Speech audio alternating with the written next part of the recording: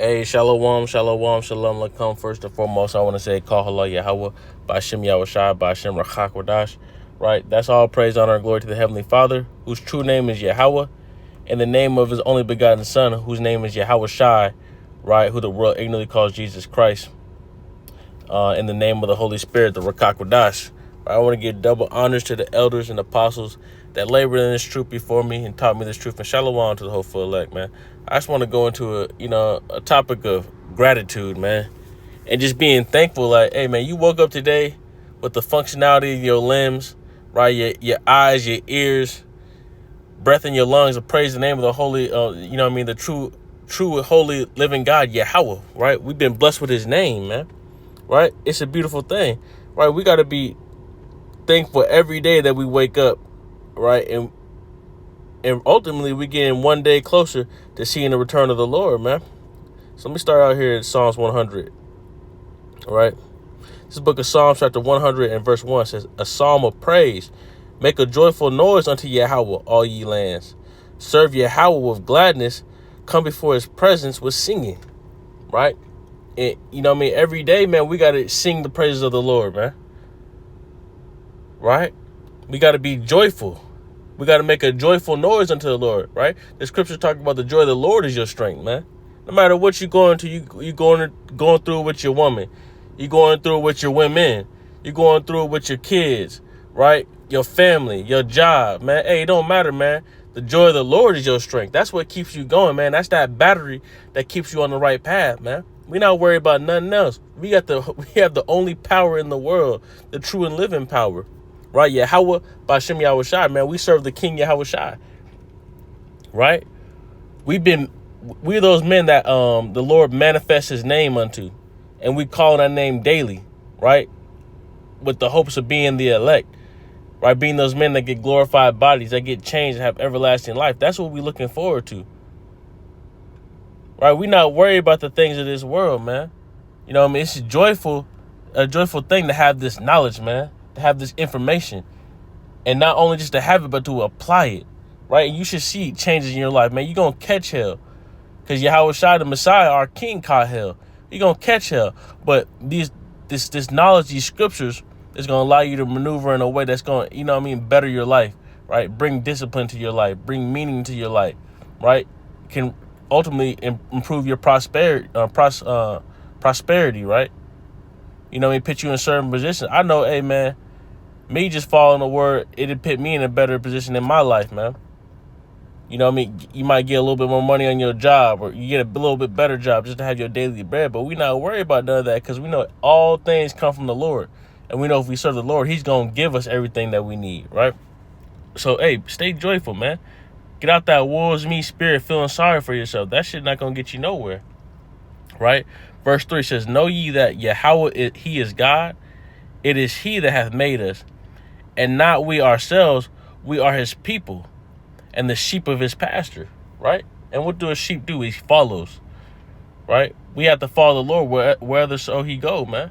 Wherever the Lord go, that's where we going, man. Whatever the the judgment of the Lord, the ways of the Lord, the thoughts of the Lord, that's what we're supposed to follow, man. Even if we don't fully get it right now, put our faith in Him, and He will show us the understanding, right, through the Spirit. Verse 4 says, enter into His gates with thanksgiving, and into His courts with praise. Be thankful unto Him, and bless His name, right? But don't bless the name of Yahuwah or Yahweh or God, right, or Jesus or Christ. None of that, man. We bless the name of Yahweh and Yahushai, right? Barakatah Yahweh Ba'ashem Yahushai, right? That's how we, how we move, man. We honor and venerate the name of the Lord and His Son, right? It says, verse 5 says, for Yahweh is good, His mercy is everlasting, and His truth endureth to all generations, right? And that's what happened, man. The Most High God, it said, hey, Yahushai said He won't leave us comfortless, man. That's the truth enduring to all generations, right? We know that the truth, there's no lie mixed into the truth. So we have to have the 100% truth, because Yahushua manifested unto us, right, through the men that He set up, right, through who the Father sent. We got the truth. We got the information that make us wise into salvation. All we gotta do is to study to show ourselves approved and apply that to our daily life, man. So let's go back here to the book of Philippians chapter 4. And I'm going to start at verse 10. It says, "But I rejoice in the Lord greatly, that now at the last your care of me hath flourished again, wherein ye were also careful, but ye lacked opportunity.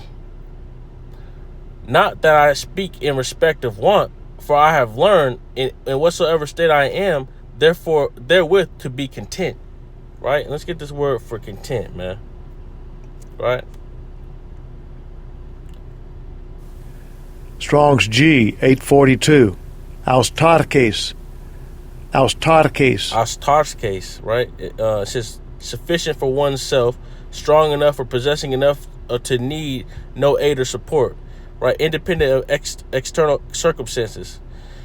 Contented with one's lot, with one's means, through the slenderest, right? So basically, man, the Apostle Paul is like, man, hey, no matter what state I'm in, I'm cool with it, right? Especially financial, right? You know what I mean? I had a coach tell me one time, man, hey, be content with what you have, but never who you are, right? Be content with what you have, but never who you are, man, because who you are should always be growing, right? Especially through the Spirit. You should always be working on yourself, man. That's one of the things about being a saint, man. The scriptures, all 80 books, the Holy Bible, right? The Bar Kodash, right? The Holy Word was written unto the Israelites, the saints, right? You know, there's a book called The Way of the Samurai, right? We got these scriptures, which is the way of a saint. And you see all the things that a saint encompasses a saint. It's not just one thing. You know what I mean? It's not just saying hallelujah or saying Khan every 5 seconds, man. It's a whole way of life. You get what I'm saying? You see the way King David moved. Like, you look at King David, King Solomon, you know what I mean, different of the prophets. You see how they move, man. King David was a warrior, right? He was well versed in the martial arts and weaponry, right? Not that you need to go buy a weapon and you know what I mean, be proficient in it, but you should be able to, hey, man, you know what I mean, you can go take a martial arts class, boxing, you do some karate, taekwondo, right? You do some Muay Thai, some jiu-jitsu, just to have that knowledge, man, to be in shape, to exercise, right? You can go play sports, go shoot some hoops, right? You know what I mean? People be playing pickleball, right? We should be, you know what I mean, exercising our body in more than one way, exercising our mind in more than one way, and ultimately exercising our spirit daily through these scriptures, right? King David, man, was a warrior, was a shepherd, right? Was a poet, was a musician, was a prophet, was a king, a general. You know what I'm saying? That's how an Israelite, a saint, should carry himself. You should be strategically minded, man. You shouldn't be driven by emotions like a woman, right? You should be able to lead your household. You should be able to go out and get a job and work. You should be able to build things, fix things, right? A man, you know what I mean? When you get the Hebrew letter, the Yod, right, which is the Yah, with the Y sound, right? It represents a hand. And a man, you know what I mean? That's why you get Yahweh Shai, right? Because Hawashai means salvation. Hawashai means he is salvation. Hawa means to exist, to be. Hawa means he exists, right? So Yah, when you put it on the front of a verb, turns into he. That's the Yod. Like I was saying, it represents a hand, because in the Hebrew culture, in the Israelite culture, the hand represents a worker, a builder, right? And that's what a man is supposed to be: a worker, a builder, a creator, right? And ultimately, hey, man, being a saint, you got to be a Renaissance man. Especially in these days, you go out and prophesy, you got to know a little bit about the economy, a little bit more about geopolitics, right? Technology. You know what I'm saying? Agriculture. You got to know a little bit about everything to be a well-rounded teacher, prophet, and ultimately a saint, man. Right? And that's what we're trying to be. We're trying to glorify the Lord in the way we move. But like I was saying, man, let's go back to this, right? The Apostle Paul said he was content in the situation, man. A lot of people not content with what they have. That's why they'll go do things like exploiting the sheep. They'll go to a Diddy party. They'll do all these different things because they want to have more, but they never fix the inner man. They never improve their character, right? They try to mask their shortcomings with damn jewelry, with damn designer clothes, man. Right? What's the point of putting all these designer clothes on? You put all these jewels on, right? You ride in a foreign whip, but you musty as hell. Nah, bro, work on your hygiene, work on your body, work on your diet. You know what I mean? You putting on designer clothes, but you got to get a 5X shirt. Nah, bro.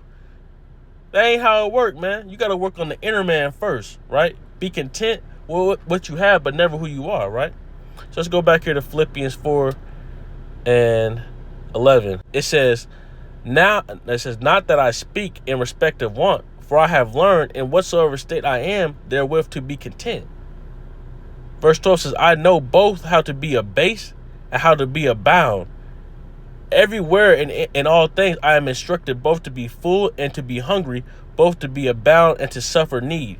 I can do all things through whom Mashiach will strengthen me. Right? So the Apostle Paul's like, man, no matter what I'm going through, bro, I'm going to get through it because the Mashiach, Yahushua, strengthens me through the Spirit, man.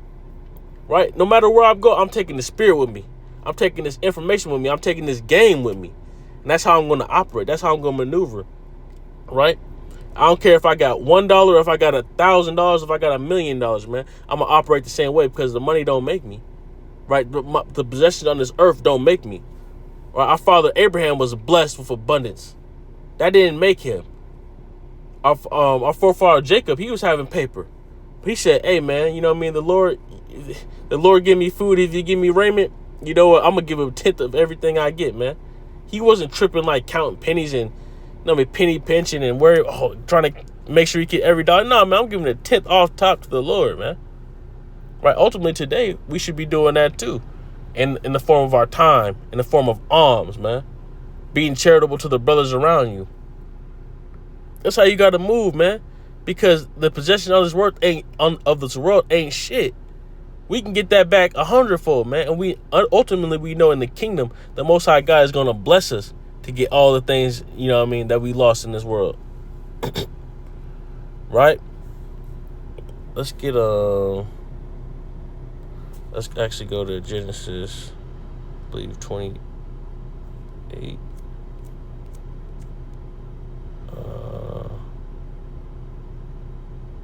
Right, let's get what I was talking about. This is the book of Genesis, chapter 28, verse 20. It says, and Jacob vowed a vow, saying, if God be with me, and he will keep me in this way that I go, and I will and will give me bread to eat and raiment to put on, so that I come again to my father's house in peace, then shall Yahweh be my God. Right? And look at what Jacob, all he asked for, man. Bread to eat and raiment to put on, man. That's all he asked for. Right? What did King Solomon ask for from the Lord? He's asked for wisdom, understanding to rule his people. And the Lord blessed him so much more. Right? That's what Paul was talking about. Hey, I know how to live I know how to live with nothing. I know how to live with a lot, man. That ain't shit, bro. I'm content. I'm content with my possessions. But I'm going to continue to grow in the spirit, man. Study to show thyself approved, man. And it's an everyday thing. The scriptures talk about Yahushua the Messiah. He taught daily in the temple, man. That means he was continuously putting in the work. Even though he had the spirit without measure. Even though he knew he was the anointed. Right? He knew what his latter end was going to be. And the glory he was going to receive in the kingdom. He still did the work. He still came and clocked in daily. Right? Because his most... See, that's the thing. Him that's going to be the top has to be a servant.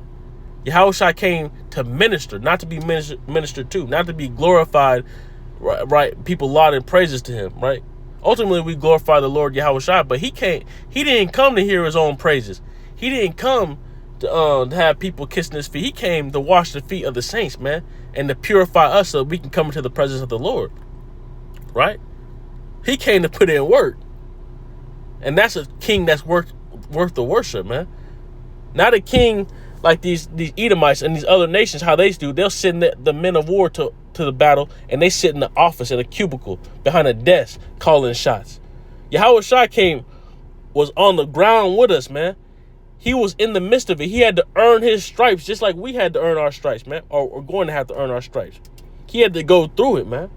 He had to sacrifice. He had to be humiliated, spat on. That's a true king, man. Just like how King David wasn't sitting back in the kingdom. Most times there was a battle, King David was on the front lines, man. He was out there getting, swinging his sword, man, going to battle. That's the Israelite way, man. That's the way of a saint, right? Hey, there's no greater love than the one that laid down his life for a friend, man.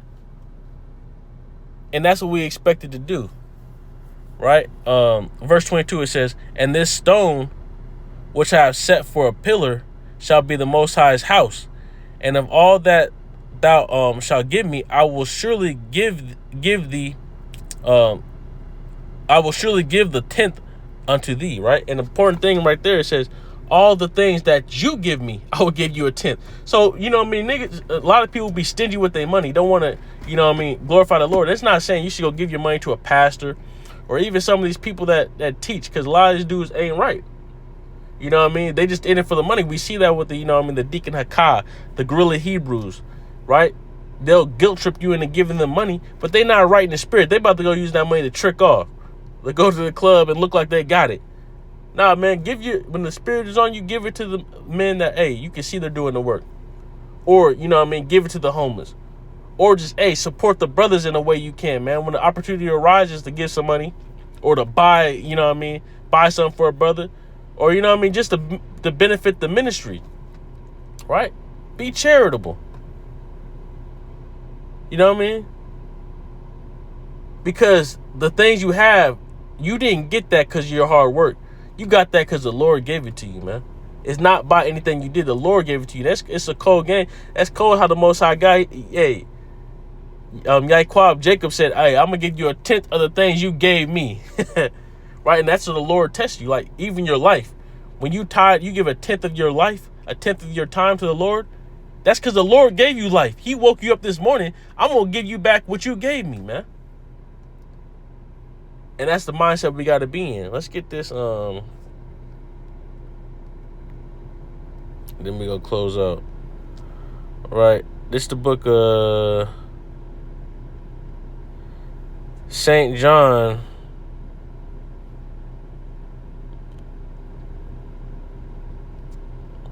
St. John chapter 10 and verse 10. It says, the thief cometh not but to steal and to kill and to destroy.